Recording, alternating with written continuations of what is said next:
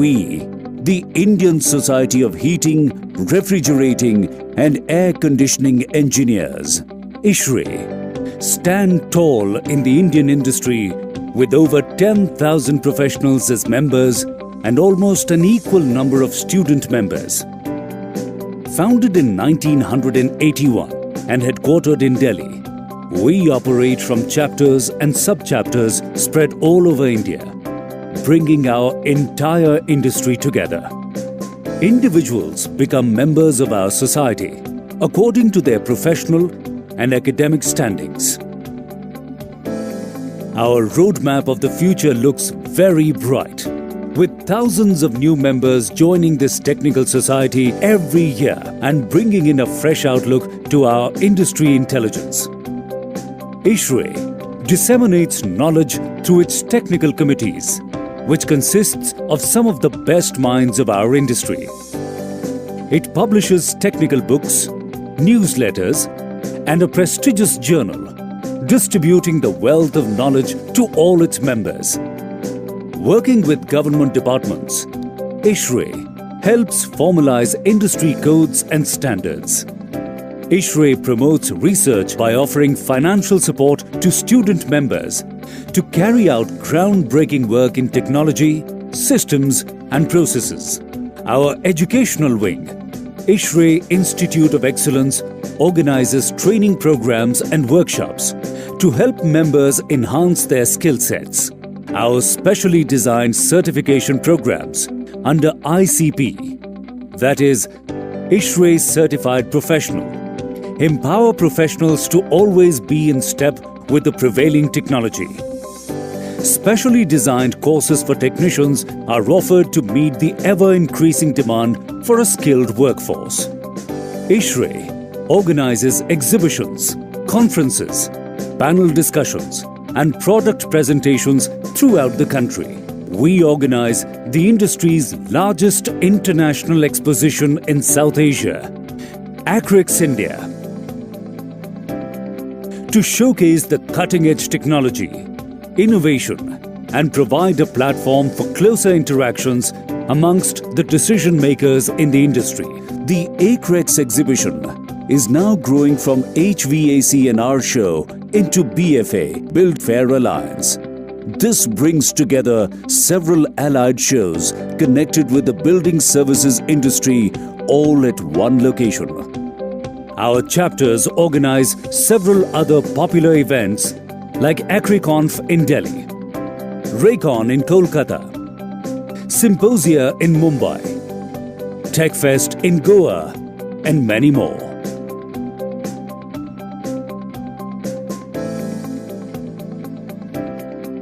We are committed to provide training and career guidance to our student members through seminars, lectures, quiz contests and site visits. AQuest, a prestigious quiz competition organized by ISHRE to catalyze the transformation of the budding engineering professionals. ISHRE provides a platform to potential employers to select student members for careers in HVAC and our industry at the ISHRE Job Junction. Young minds are made aware of the need for saving power, clean air and sustainability. The K-12 initiative of ISHRE focuses attention on school students' development to inculcate a scientific fervor and help develop them into responsible citizens. Speedy information is imperative to keep moving forward in this hyper-connected digital age. Searcher, a specifically designed search engine, is now available which allows access to a well-catalogued database on HVACR and building services industry with just a few clicks. ISHRAE cooperates with various national and international bodies, industry, governments, academia, think tanks to promote the concept of sustainability, environmental protection, and energy efficiency and conservation to enter and explore the universe of the Indian HVACR industry. Log on to ishrae.in that unfolds a panorama of information. Let us engineer a sustainable future together through ISHRAE.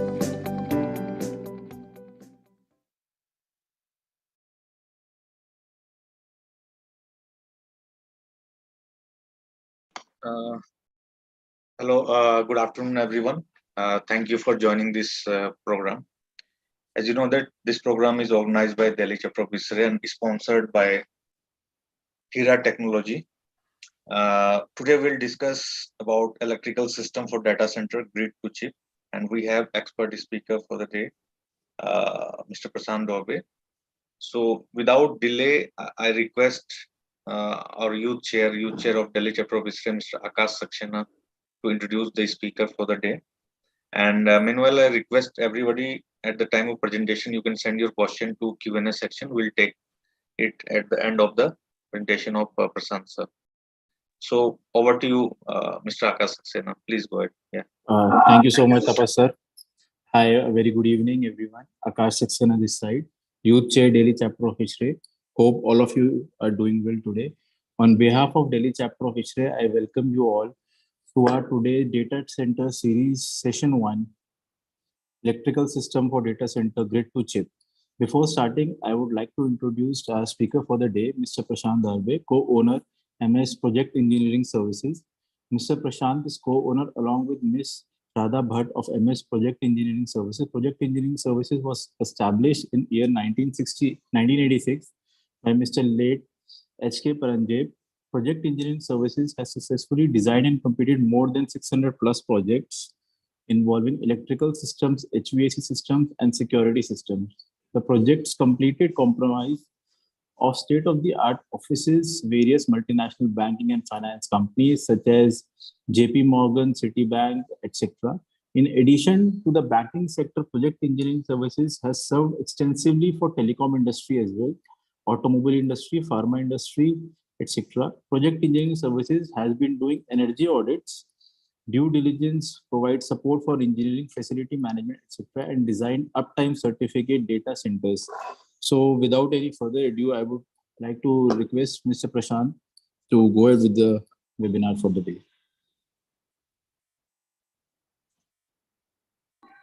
Prashant sir, over to you. Thank you, Akash, for such a wonderful introduction.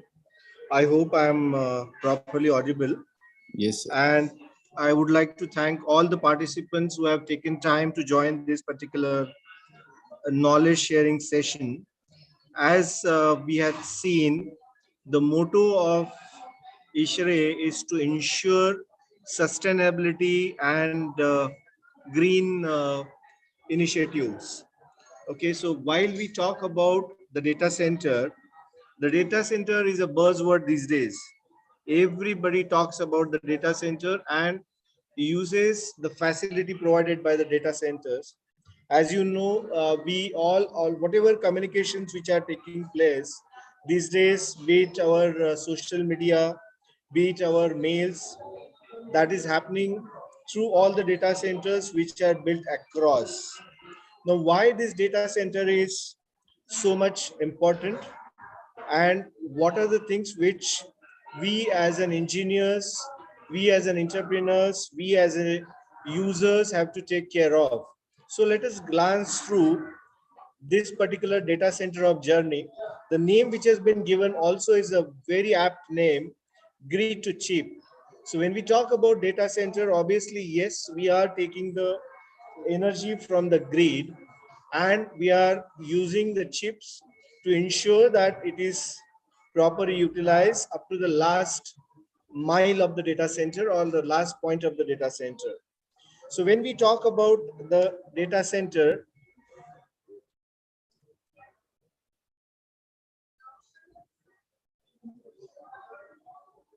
just a second, there's some issue here.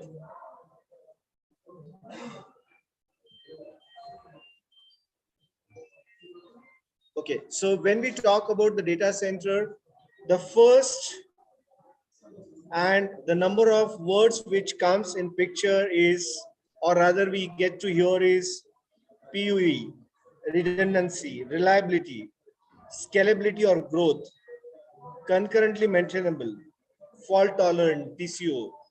So what all these terms are and what is the significance of this?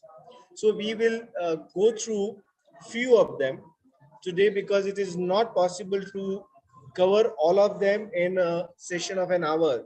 So we'll go through part of it. And you must have heard about uptime certified data centers, wherein we talk about tier 1, tier 2, tier 3. So that's a totally different subject, which probably Delhi chapter can cover it in one of the sessions going forward. But when we talk about PUE, and this is something which has been used very commonly when we talk about the data center. So what is PUE?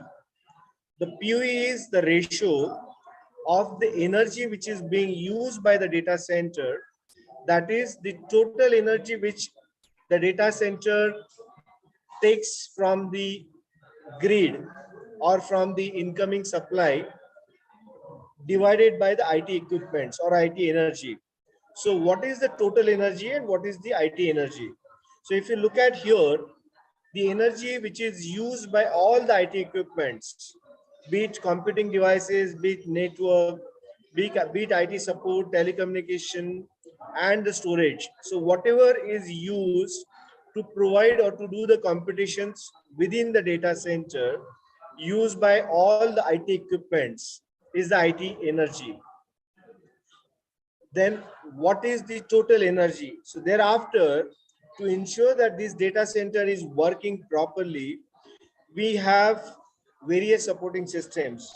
For example, we have the HVAC systems, we have the physical security, we have the building management system, we have the power requirement for other systems which are being used in the building. So that's the additional power. And when we sum up the power which is being used by all the ancillaries, supporting system and the IT equipment, that becomes the total facility energy. So what is the purpose of this and why we are giving so much emphasis on this?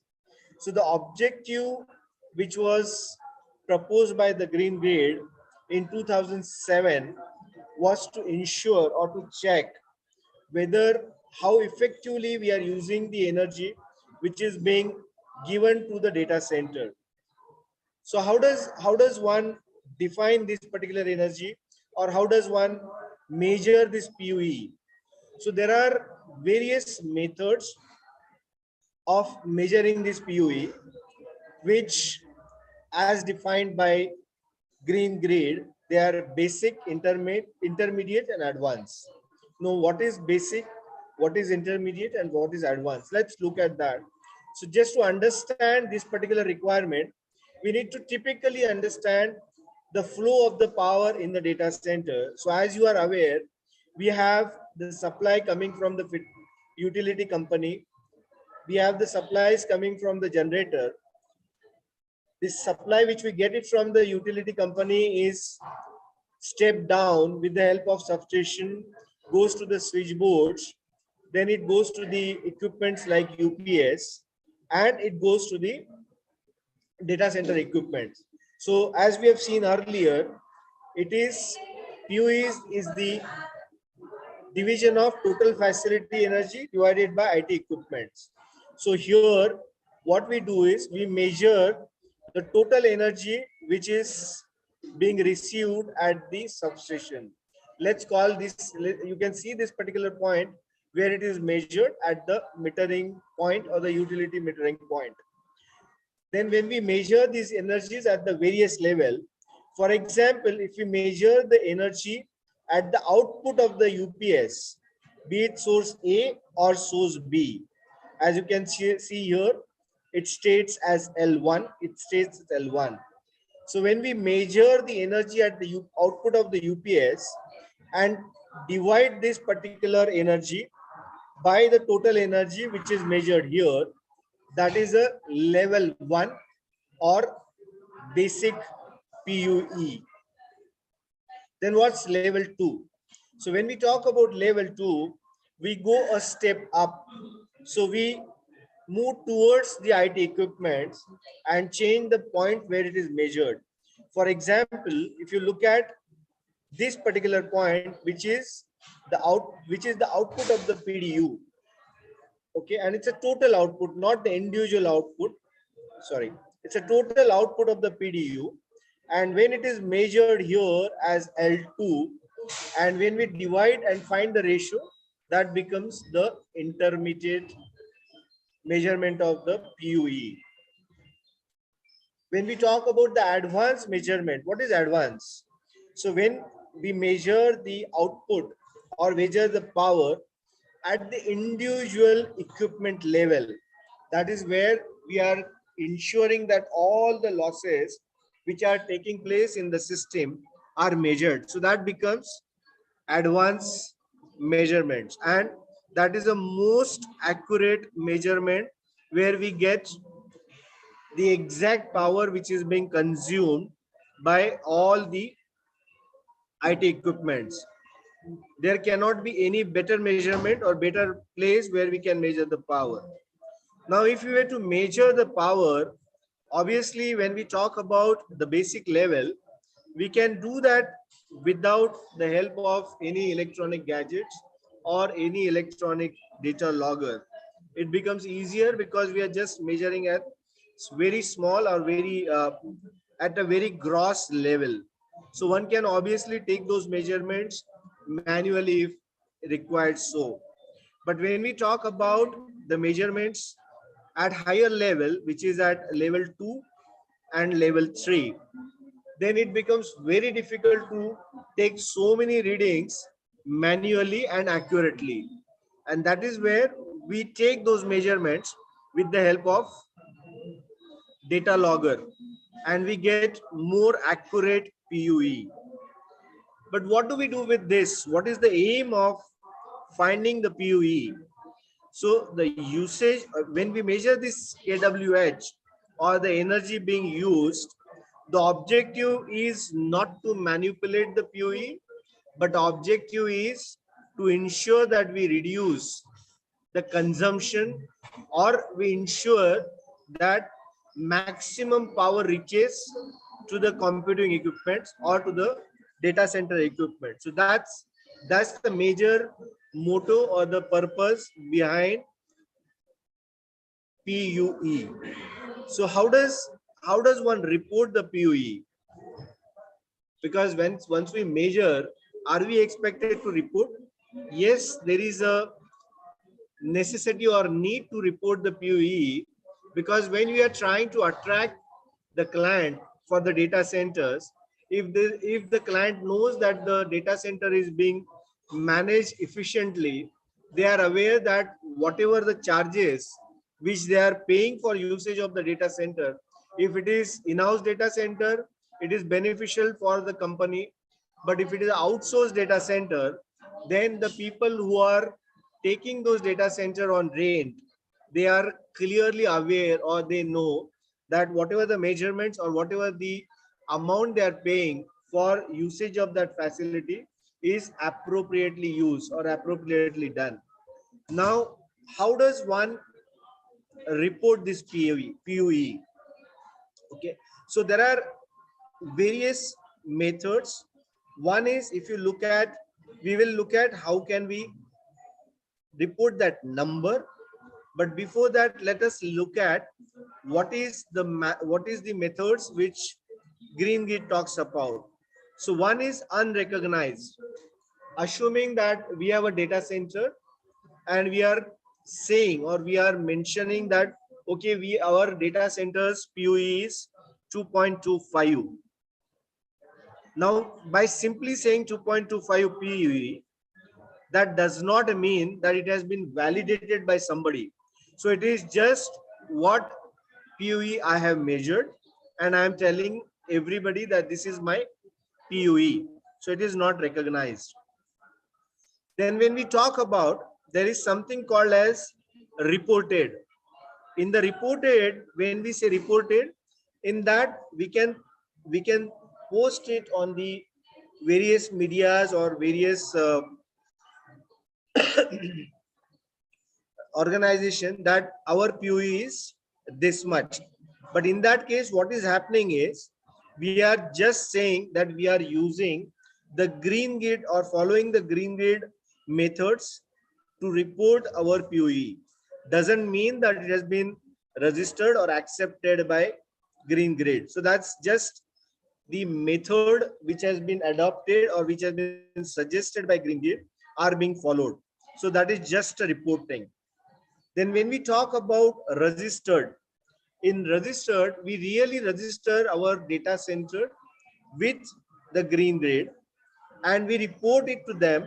So on their official site, this particular data is published that XYZ data center is having a PUE of, let's say, 2.25 or whatever. So that is just a registered, but green grid doesn't take any responsibility for that particular value. Then the topmost is certified. So when can I say that my data center is certified for such and such PUE? So in that particular case, what happens is we allow the green grid to measure our values through a third party, and that is certified by the green grid, and hence it is called as certified. So we have 4 categories to register or to report PUE. Now, how does one report PUE? So when we talk about PUE, I hope you can see the number. Here, let's say 2.25 PUE L1. So what does this L1 denotes? We have seen earlier that there are 3 levels of measurement: L1, L2, and L3. So when we talk about L1, L2, and L3, you remember that we had talked about measuring the input power here and output power here. So that is what L1 stands for. Now, if you look at here, it says we have added one more suffix here, 1.95 PUE L1 YM. Now, what L1, we all know now where it is measured. It is a level 1. What is Y1? Y stands for yearly average. Yearly average, wherein the data is gathered monthly. So Y stands for yearly, M stands for monthly. So it is data which has been gathered every month and averaged over one particular year. So that is PUE L1 YM. So we have added one more parameter to our data center measurement or the PUE measurement. If we go further and we can go more accurate, here if you see, it talks about L1 MW. So here we are gathering the data monthly. Sorry, we are gathering the data weekly over a month. So what we have done is we have tried to get more compact data, and we can look at this data. We can, as we have seen earlier, the whole objective of PUE is to ensure that our data center is used effectively in terms of whatever the input power we are getting and the power being utilized by the IT equipments. So here we get more compact or more close data for us to monitor, and if we find that there is something wrong in terms of usage, we can always take corrective action. So this particular data will give you more accuracy to that matter. Then when we talk about PUE L1 WD, so here we are going further deep or further in detail. So we are collecting the data daily and doing the average over a week. So we have seen where we were taking the data yearly, monthly, taking average over a year. Then we have gone to monthly. We have gone to weekly, taking average monthly, and we have gone daily, taking average weekly. So that way we can monitor energy usage more effectively. For example, when we talk about using the energy in summer, winter, or I mean, one is season, second is the usage pattern. So we would know how the data or how the efficiency is varying over a period of time for various reasons, be it environment, be it the pattern of the load, whatever. So we get more detailed input and we can always take care of those where required. Now, does POE only talk about, or the Green Grid only talk about the POE? No. So POE is, or the Green Grid is going further, and they are not only intending to look at the efficiency, but they want to talk about resiliency, maintainability, total cost, and return on investment.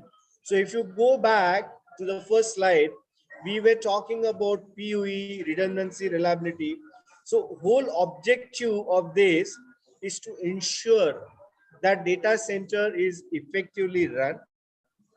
And when we talk about the data center, there are various components. As we move further, we will see that. So here, in that case, what Green Grid talks about is the measure of green energy coefficient also.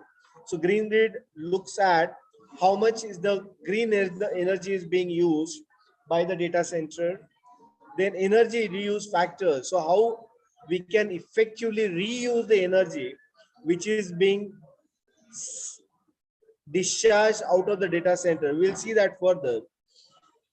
Third is the carbon usage effectiveness. As you all know, these days we have been talking about a lot of carbon emissions, carbon points, and so on and so forth. So that also talks about, that also has been taken care or defined by the Green Grid.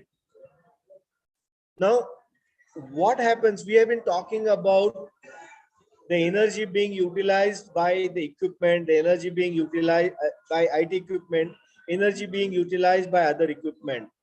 So when we had talked about the PUE, now here, as you can see on this, the PUE here is 2.13. What it means is the IT equipments are getting only 47% of the total power. So where is the balance power? What is happening to the balance power? Now that balance power is being used by various equipments. For example, I mean, in this particular case, the chillers are using about 23%, the humidifiers are using about 3%, the crack or POW equipments are using about 15%. Then these are the losses. The loss in the PDU is about 3%, UPS is about 6%, lighting is about 2%, switch gear is about 1%. So as you can see, the balance is being used by all these equipments, and where does that balance energy goes? So all that gets converted into heat. You all will agree that whatever the losses which are taking place within the data centers, that heat is being removed by all these equipments, and that heat ultimately is being thrown to the environment. When the outdoor unit performs, it throws the heat to the outdoor or to the environment. So the entire losses which has gone are getting converted into the heat. So increased losses of data center or physical infrastructure, higher the cooling requirement to cool the service, poor the PUE. So we have, since all of us or most of us are air conditioning engineers here, we can value and give importance to proper planning of the data center in terms of the equipments which are being used, and try and use most effective equipments in terms of energy. So how does one improve the efficiency or the sustainability? So to improve the efficiency or to have this sustainability improvement, there are number of certification programs which are designed or which are available, which may or may not carry out the certification or audit.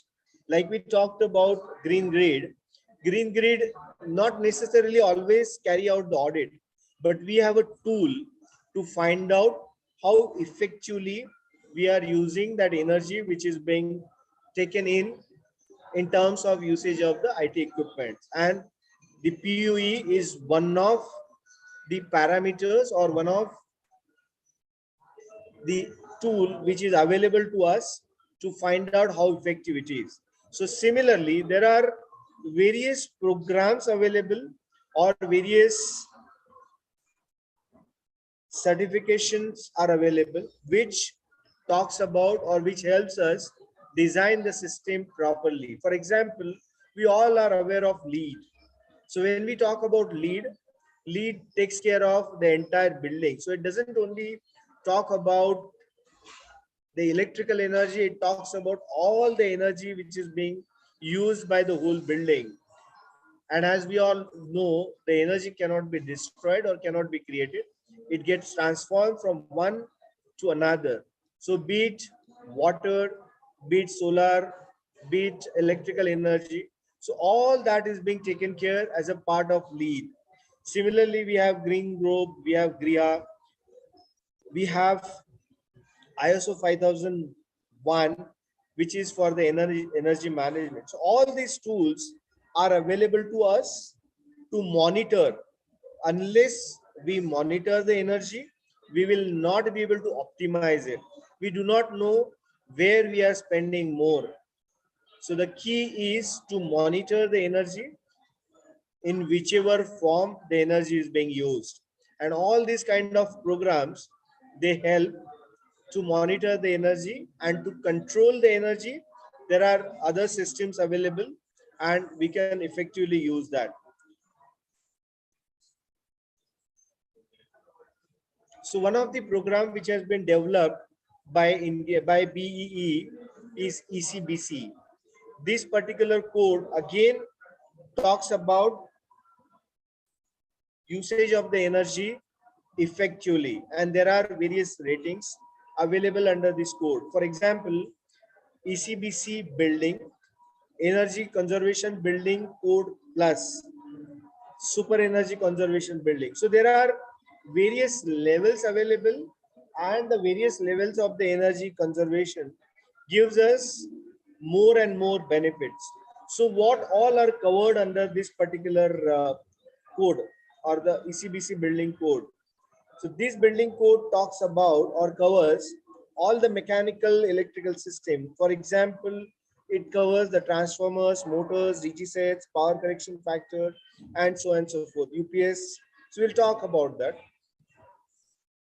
Just to give you an example, if we were to choose the transformer which is manufactured normally and the transformer which has been manufactured using ECBC code, we have done a simple calculation over here for 2000 kVA transformer, assuming the load of 50%. I will not go through the calculations, but if we talk about these calculations, this particular transformer, the transformer which has been used with ECBC plus code or super ECBC, we save about 26,000 rupees per annum, though it looks very small figure per annum, but when we talk about data centers, the power which is being consumed is not small, and generally the transformer's life is about 20-25 years.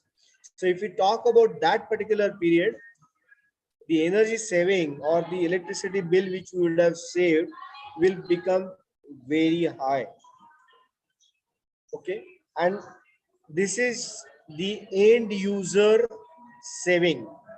We talked about the carbon footprint. while we were talking about the objective of green grid in terms of various factors, we talked about the carbon usage effectiveness. So when we talk about that, if you look at the cascading effect of this particular energy, now here you see that we have a substation or a generating station from where the power is stepped up. It gets through the various transmission line, the transformers, step down transformers, and ultimately it comes down to the data center. So in this bargain, you may not be able to see these particular numbers, but here if we talk about all these efficiencies, by the time the energy comes to the premises of the end user, we have lost lot of energy because of the cascading. And the statistics shows that when one unit at the end user is saved, it is 2 units at the generating station. When we talk about 2 units here, it is a generic figure. If the equipments which we have selected, if they are of a poor efficiency, then these 2 units could go to 4 units, 5 units. It depends on how efficient equipments we have selected. Now, if we talk about the carbon footprint, 1 kWh is equivalent to 0.56 kg of the CO2. So if we are saving 1 kWh, we are saving almost 0.6 kg of CO2, which is being emitted to the environment. You can see the image over here. What kind of gases we are emitting and how harmful they are going to be for our environment. So ultimately, it is coming back to us in terms of the bad environment, and we have to suffer because of that. So why not we take some precaution, some intelligent calculations or usage by which we save some energy. So that's the whole objective behind selecting or adopting the various guidelines which are available. You call it as a guideline, you call it as a code, or whatever terminology which you want to use. But the whole objective behind that is to ensure that we have reduction in the energy, ultimately better environment for us and for the future generation. So initially we talked about the various parameters which are covered under the ECBC code. Now here, when we talk about the transformers, in addition to selecting the equipments, there are certain things which are related to the maintenance of the transformer. And if we do not maintain the transformers properly, we have lot of negative impact on our system. There are certain statistics available. One of the statistics says that the failure rate of transformer in India is very, very high. It's about 25% per annum as compared to international norms of 1 to 2%. So we need to really look at this aspect of the maintenance also. And transformer failures can be because of any reason.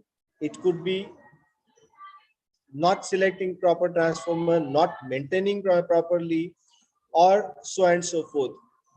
If you want to know the financial losses which we have occurred or which we have because of this transformer, so this is the data which has been reported by one of the state electricity board, which says that the total financial losses to the state power utilities on account of failed distribution transformer is in the tune of 1200 crore, 1200 crore per year. So if we try and save this amount or try and maintain the transformer properly, we are going to save huge amount for the individual industry and to the nation. So this is very, very important. What happens if the transformer fails during the production? It is not just the cost of the replacement of the transformer, but the loss of the production also. So that is going to be different loss, or it is going to add to all this. Failure of the transformers can cause fires, thus causing significant damage to the property. So these, it's a simple maintenance or selection of transformer can damage or can cause lot of money to our pocket, to the industry, to the end user. So we talked about, and again, the whole objective of talking about this particular transformer or the selection of the transformer, why it is important, as we have seen in this particular diagram. If we were to use our data centers effectively, the first piece of equipment which comes for the data center is nothing but the transformer. So, and that is why this is important. We will not be able to touch on each and every aspect of the distribution system, but we are trying to cover few of them with the limited time. Okay, now here when we talk about selection of the transformer, we have multiple options available for that. We have dry type transformer, mineral oil filled transformer, natural steel fluid transformer. So these are various transformers which are available and they have their own benefits. For example, if we talk about the natural ester fluid transformers, then they have very high flash point or high fire point, thus reduces the risk to the electrical installation. There is a big statistics available which talks about, and you all have been either watching on new televisions or reading in the newspaper these days. There are far too many fires, and most of these fires are attributed toward the electrical installation. So the point over here is selection of the equipment is very, very important. When we talk about selection of the equipment, selection of the or doing the maintenance, at the same time, what is important is who do you use to select or to install those particular items. I mean, we can go to a Tom, Dick and Harry electrician, he also will do a job. But if you go to a certified electrician, the job which is done by him will be better. People can say we know all, we can do the design, but there are industry experts, there are consultants available. So we should be using their services to ensure, or we should be taking their experience which they have gathered over a period of time to design the system, which way that particular cost could be a minuscule cost when we talk about the total overall cost of the project, and it will help in long run.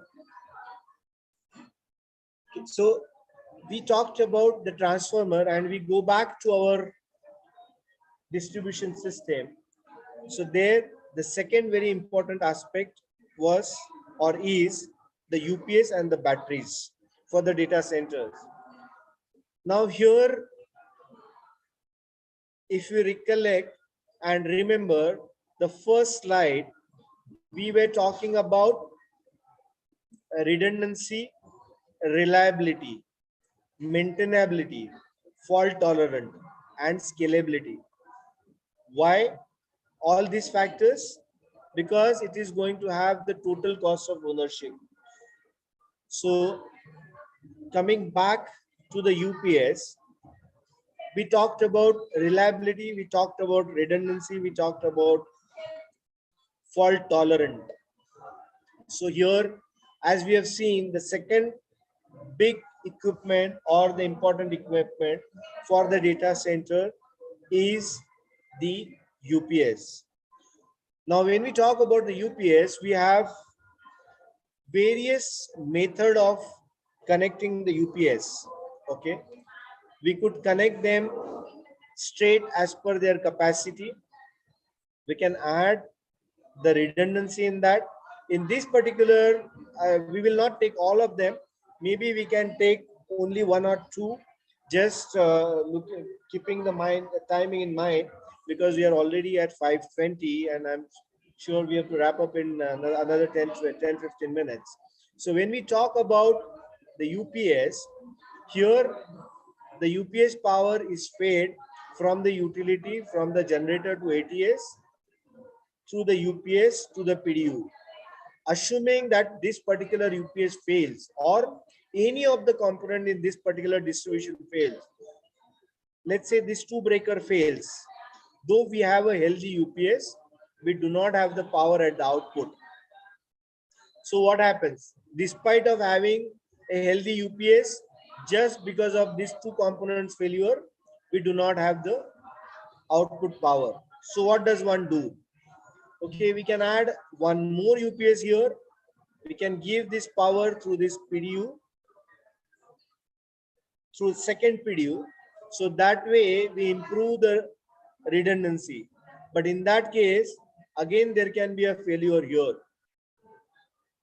So despite of having two UPSs, we do not have the power at the output. So we can keep on adding the various gadgets in between to make sure that the redundancy levels are improved. Now, while we are looking at this and while we are adding all these gadgets, what's going to happen? A, if you look at here, we had 300 kilowatt of UPS. In this case, it became 300 plus 300, which means 600. Although we have improved the redundancy level, but at the cost of, at the additional cost. Okay, now a designer or the end user has to think as to what is the criticality of that particular data center or the end load, and based on that we can decide to what level we want to add this redundancy. Now, while adding this redundancy, what happens? One is, we looked at the initial cost, but does it have any impact on the operations? The answer is yes. We do have an impact. For example, when we talk about, let's say there are two UPSs of 240 kilowatts running in parallel. So each UPS is working at the efficiency of just 50%. And this is the curve which indicates at 50%, you have the efficiency of the UPS, something like 80-85%. I mean, these are just the figures for illustration purposes. We can check the individual UPS efficiencies and derive at the final calculation. This is just for the purpose of explanation. So here we are using the UPS at 50%. Assuming for the purpose of redundancy, we add or we make 3 UPSs of 120 kVA, 120 kilowatt. So in terms of the total capacity, instead of 480, it became 360, and the UPS started functioning at 66%. So if you look at the efficiency at 66%, what has happened is we have improved the efficiency at that particular point, and we have improved the resiliency or redundancy as well, because we are distributing the load on 3. But in this bargain, what is going to happen is we may require more footprint for housing those UPSs in the UPS room. So one has to strike a balance between all these 3 aspects and then take a decision. And that's something which one can decide while selecting the equipment to what level one should go. Like we talked about, if you see here, the floor space, the structural loading, all these has to be accounted for. In terms of batteries, these days we are talking about Li batteries, though all these days we have been using VRLA batteries, but Li, since the inception of Li batteries or usage of Li batteries, they have been giving lot of other benefits in terms of the usage. This particular batteries requires fewer replacement. They are less in terms of weight, which means the floor loading gets reduced, and their discharge cycle is higher or up to 10 times more discharge cycle depending on the how the batteries are manufactured. So there are multiple benefits of using these particular batteries. Again, when we make this particular decision, we have to look at TCO, that is the total cost of ownership. We cannot look at all these equipments or all these gadgets in isolation, because here when we talked about these particular batteries, they are costlier compared to the VRLA battery, and they have number of restrictions in terms of transport and so on and so forth. So better to work out the total cost of operation before we take any decision. And be it batteries, be it the modularity of the UPS, or to that matter any equipments which are going into the systems. When we are talking about all this power being used, obviously this power will be transported from one place to other with the help of cables.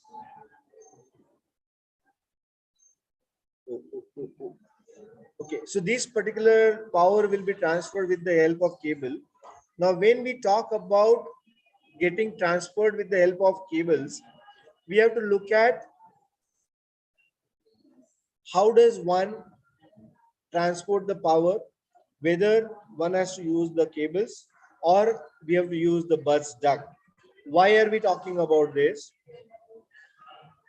When we talk about transporting the power with the help of cables, there is a certain cost involved versus using the bus bar. So we had done certain calculations. We will not go through in that detail, but if we use the bus ducts for 2000 amperes or for 1600 ampere rating, we had worked out that there is a spending of about 1,62,000 more in terms of bus duct, but there are various advantages to that in terms of safety factors and ROI. So we have to critically work on all these factors and take a decision as to what we want to use. Okay, while planning the data center, one has to be very careful in terms of how does one want to lay the cables. See, you can see in this particular image, the data center is filled with the cables. See this image, the first image where the cables are properly dressed, and in this particular, the data center cables are very badly laid on the floor. So that is going to cause a lot of hindrances to the airflow. And once it causes a lot of hindrance to the airflow, we all know what will happen. One, we'll have to look at our cooling capacities, and we will have a lot of challenges in terms of cooling the data center. So there are certain guidelines as to how the data center cables or the airflow should be. So we can look at these guidelines over here, which indicates how the path of the cables and path of the airflow should be. And we all know about the hot idle and cold idle usage in the data center, and that's going to be very beneficial for effective usage of the aircon. How much time do we have? So still we have, I think, 5-10 Sorry, minutes. Still we have 5 10 five ten minutes. Okay. minutes. So please go ahead, sir. Okay, I'll try to wrap up quickly. Okay, sir. Okay, so here we talked about the data center usage of that. Now, if you look at various methods which are used to carry the data cables. So we have done, or there are statistics available. Instead of using the perforated trays, if we use the cable fill or the basket tray, there are many advantages. For example, if you see here, these particular cable trays, because the way they are laid, they are rusted and their life could get reduced. If you use the basket trays, yes, there are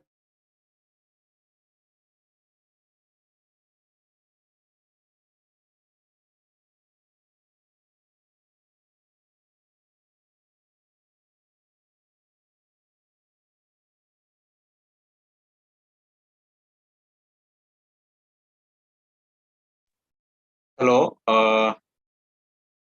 So your voice is not coming. I think we have lost you for last 5-10 seconds. Hello. all the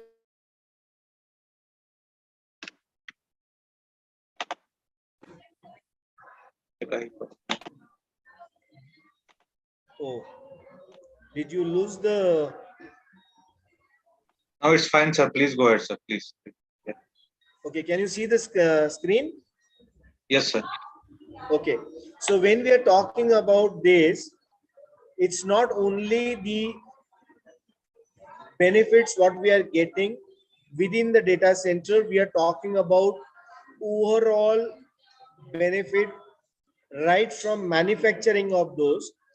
Here, if you look at, we have done calculations in terms of if you use the tray versus the baskets, there is a lot of reduction in the weight of the basket.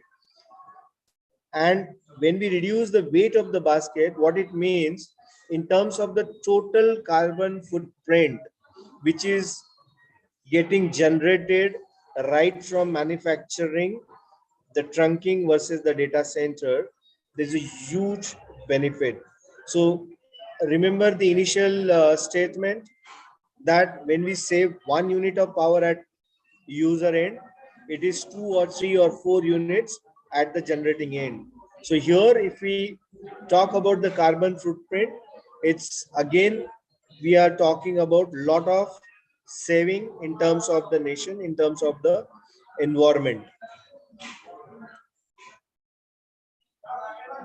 Okay, and then the last, I mean, since we have limited time, so we'll just talk about the lighting. That again is a very important factor in data center, and TI 943 has given 942, I'm sorry, has given the guidelines as to how the data center lighting should be.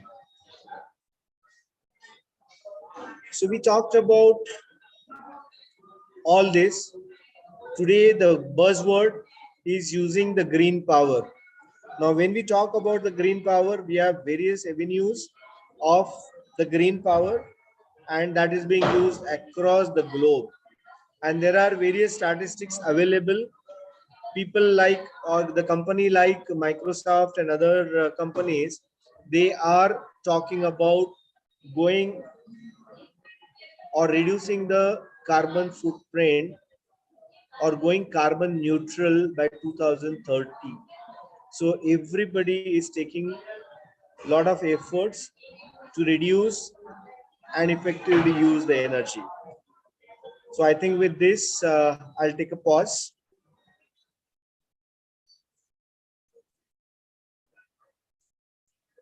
Thank you, sir. We'll wait for a minute, a couple of minutes for questions. If any comes, then otherwise we will move on, sir. Yeah. Sure.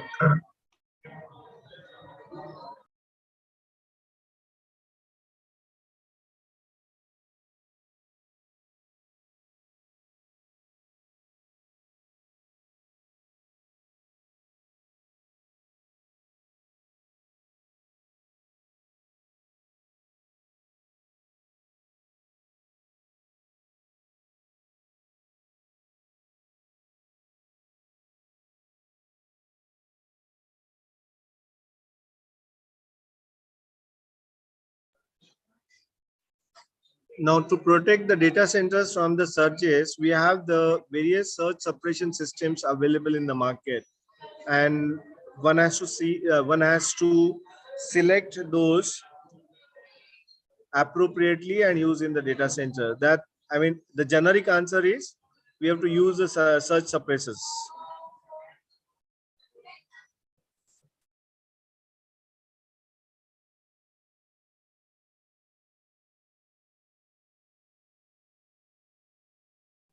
So when we talk about the energy reuse in data center, for example, if you have a let's say if you have energy which is being generated by the exhaust gases of the DG set, can that be used for some other processes? Maybe can that be used for reheating the water? Can that be used for something else?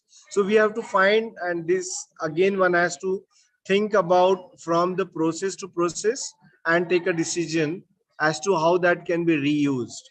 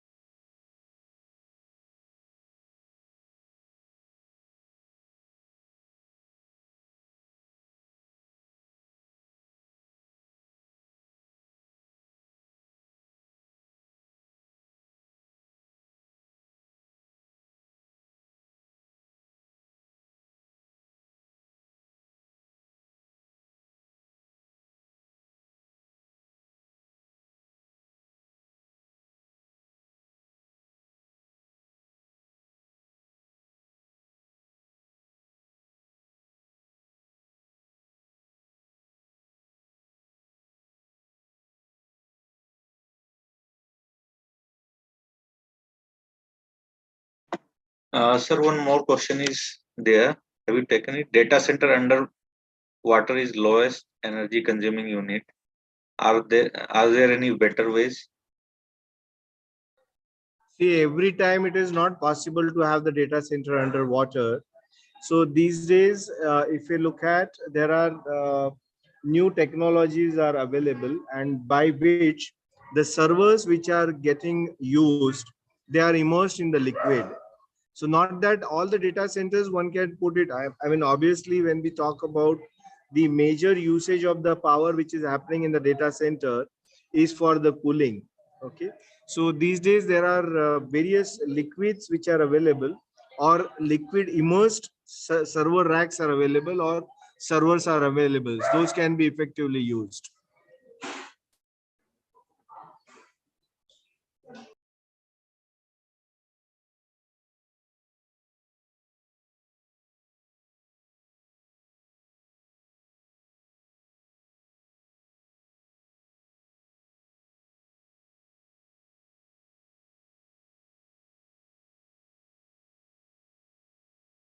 I think all the question has been well taken, sir. And if you can share your email ID directly here, or I will say from my end, so that they can directly, contact you for any kind of queries further. One more question is there. What can be possible choice of cooling in data centers in terms of sustainability, sir?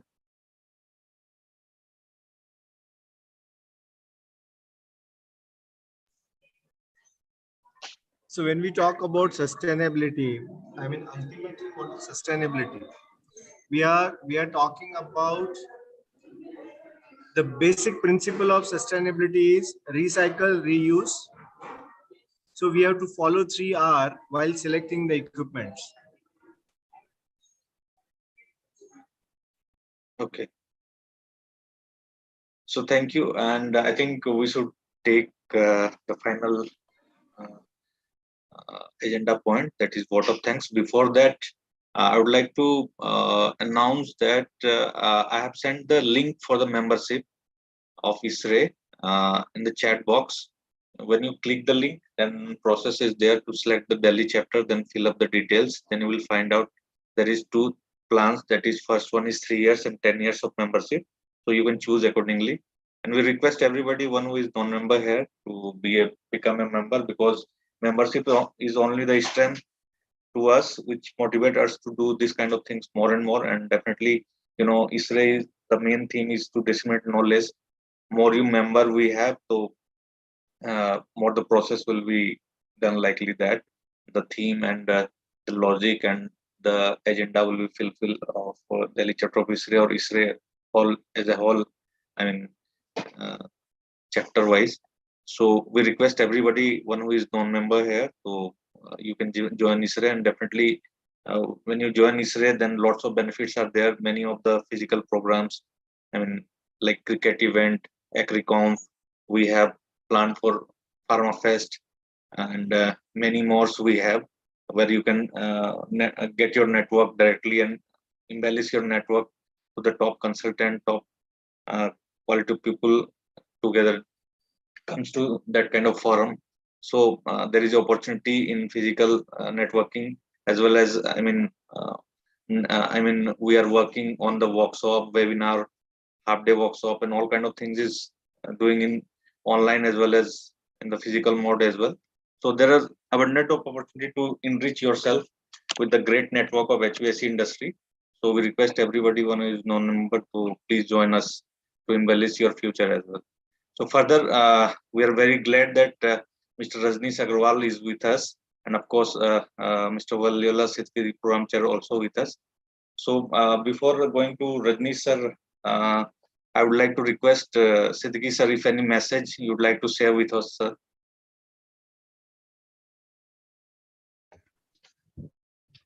Yeah, thanks. Thank you all for joining this excellent program here. And basically with ISRE, we are disseminating knowledge, the knowledge which is relevant to the industry, the knowledge which is relevant to the sustainability, and with the green concept that is being practiced everywhere. So this again was a great program, and I certainly believe that everybody will benefit out of it. So we'll have many more such programs, and request all the people who are not members to join ISRE and be part of this great movement of knowledge sharing here. So that's it. And then now we'll have vote of thanks with Mr. Rajneesh is here. So Mr. Rajneesh. Thank you, sir. Always a pleasure, sir. Seeing you online. And so nice that Siddiqui sir came and blessed this program. Yeah. So I have a very, very deep regard for Mr. Prashant Darbe, and for the excellent session he has taken.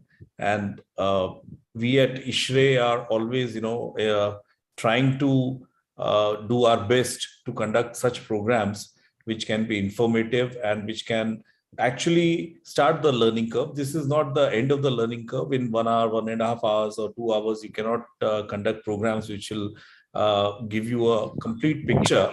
Data centers are something which are very, very important for the society today, the kind of work which is being done in this field and the massive requirements which are coming. In all spheres, whether it is a data business or it is an air conditioning business or it is an electrical business, all businesses are seeing a huge potential in data centers, and which also makes it a very important project in terms of reliability, because data centers have very critical needs.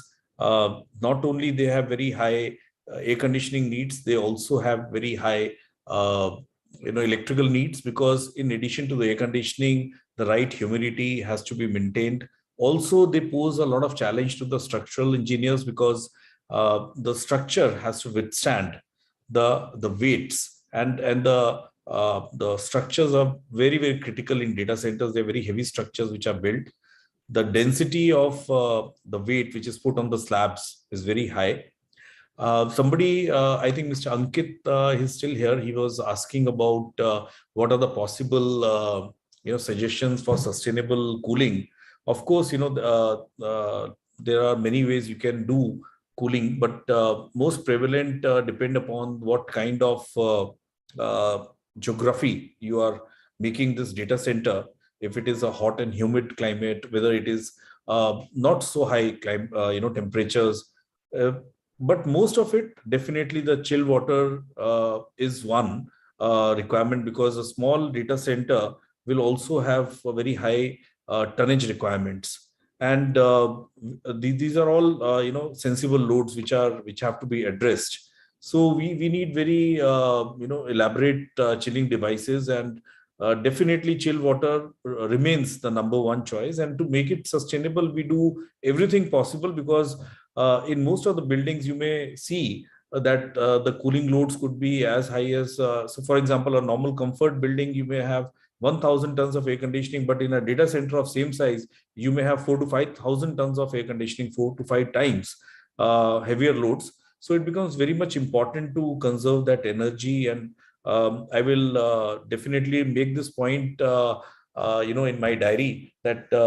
ISHRE should also conduct dedicated programs for addressing the HVAC needs of a data center, because in addition to electrical, what was so beautifully taken up by Prashantji today, cooling and HVAC requirements are also very critical. So my I'm very, very thankful to Prashantji. I am also very thankful to all the attendees who made this program successful. My special thanks to Hera Technologies and all other partners, including Pharmacell, Aeroflex, Briar, DRI, Syschem, Advanced Walls, Andritz, Paramount, and Standard. To conduct such programs, we need dedicated efforts by our ISHRE staff. In addition to these partners, my special thanks to Tapas and his entire team of DCI, who keep doing such kind of good work. And I look forward to having more programs, and probably we can request Mr. Prashant once again to repeat this program in the near future, because there could be many people who might have missed. And these, I don't know whether this recording can be, made available as a link, Tapas, whether Mr. Prashant can give us permission to, broadcast it. So depending on that, we will definitely request Prashant sir to kindly, do this program once again, so that more people who have missed it today can attend this program. Thank you once again to Siddiqui sir, Prashantji, and the entire audience which had this beautiful program today. Thank you. Thank you very much, sir. So with your permission, yes.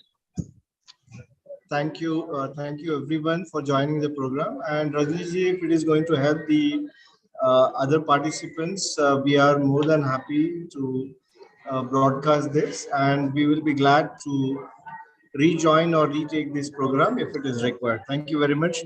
Thank you for inviting me for today's program. Unfortunately, I couldn't turn on my video because of the bad network. So hope to see you in person maybe in future. Thank you very much. Thank you, sir. Thank you.